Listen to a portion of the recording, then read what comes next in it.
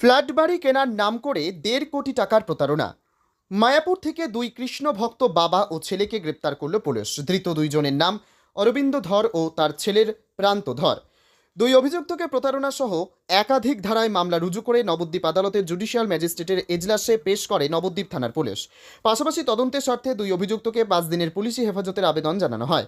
Police সূত্রে খবর, নবদ্বীপ থানার মায়াপুর গৌরনগর কালভার্ট এলাকার বাসিন্দা কৃষ্ণভক্ত মানিক মণ্ডলের একটি ৬ তলার ফ্ল্যাট বাড়ি সামান্য কিছু টাকা দিয়ে রেজিস্ট্রি করিয়ে নেওয়ার অভিযোগ ওঠে ধৃত অরবিন্দ ধর ও তার পরিবারের বিরুদ্ধে।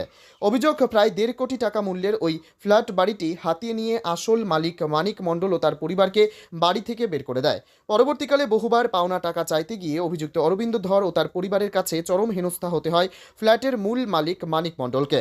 এরপর থেকে মানিক মণ্ডল ও তার শিশু সন্তান নিয়ে মায়াপুরের রাস্তায় রাস্তায় ঘুরতে থাকে। অবশেষে সুবিচার পেতে গত ২৯শে মার্চ নবদ্বীপ থানায় মূল অভিযুক্ত অরবিন্দ ধর ও তার পরিবারের বিরুদ্ধে লিখিত অভিযোগ দায়ের করলে শুক্রবার দুই অভিযুক্তকে গ্রেপ্তার করে নবদ্বীপ থানার অন্তর্গত মায়াপুর ফাঁড়ির পুলিশ। এক্সাক্ট কিছু জানা নেই, ওগুলো আসলে বাবাই ভালো বলতে পারবে। তো আপনারা কাইন্ডলি বাবার কাছ থেকে। আপনার বাবার নামটা? অরবিন্দ ধর। আর আপনার? প্রান্ত ধর। এই বিষয়ে আপনি কিছু জানেন না? আপনি এখন বাড়িতে তালা কি আপনারাই মেরেছেন না কোর্ট থেকে মেরে দিয়ে গেছে? তো বাবাই ঠিক বলতে পারবে, আপনারা বাবা আসলে বাবার কাছ থেকে জিজ্ঞাসাবাদ করলে ভালো হয়। কি অভিযোগ আছে আপনাদের? না, আমি গীতুশ্রী হালদার। আমি ২০২১ সালে মায়াপুর গৌরনগরে আমি একটা ফ্ল্যাট কিনি। রেজিস্ট্রি পেপার সব আছে, আমার নামে ইলেকট্রিক বিল সব কিছু আছে, আমার ডকুমেন্ট সব ক্লিয়ার আছে। আমি ওখানে শান্তিভাবে বসবাস করছিলাম।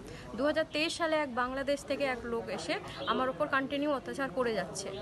ওনার বক্তব্য যাতে আমি ভয় পেয়ে ওখান থেকে ফ্ল্যাটটা ছেড়ে চলে যাই, উনি যাতে আমার পুরো ফ্ল্যাটটাকে নিয়ে উনি দখল করে ওখানে সুন্দরভাবে একটা বানাচ্ছে হোটেল, ওখানে হোটেল এইভাবে ব্যবসা উনি চালিয়ে যাবে। ওনার নাম কি? ওনার নাম হচ্ছে অরবিন্দ ধর। হ্যাঁ, ওনার ছেলেও আছে সাথে, প্রান্ত ধর। ওরা এরকম এসেছে বাংলাদেশ থেকে এসে, ওদের কোনো ভোটার কার্ড ফার্ড এখানে কিছুই নেই, এসে এরকমভাবে আমার উপর অত্যাচার করছে। আমাকে রীতিমতো অভিযোগ আছে অরবিন্দ ধর একজন বাংলাদেশি। ও জাল ভোটার কার্ড, আধার কার্ড, প্যান কার্ড বানিয়ে আমার বাড়ি লিখে নিয়েছে আমাকে টাকা দেবে বলে।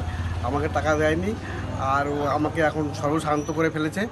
আর আমি এখন রাস্তায় রাস্তায় ঘুরে বেড়াচ্ছি, আমি ভিক্ষা করে খাচ্ছি, এরকম আমাকে সব শেষ করে দিয়েছে। আমি চাই এর সুব্যবস্থা আপনারা করেন।